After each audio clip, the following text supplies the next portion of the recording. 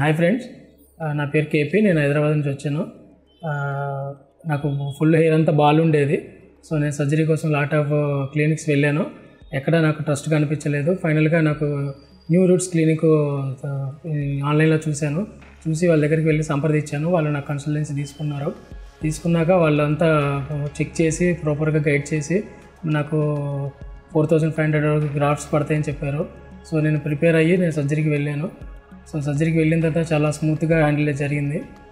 అంతా no pain అనమాట. Pain అంతా ఏం లేదు, చాలా స్మూత్గా హ్యాండిల్ చేశారు. ఫైనల్గా నేను happy. Thank you for notes clinic. Thank you.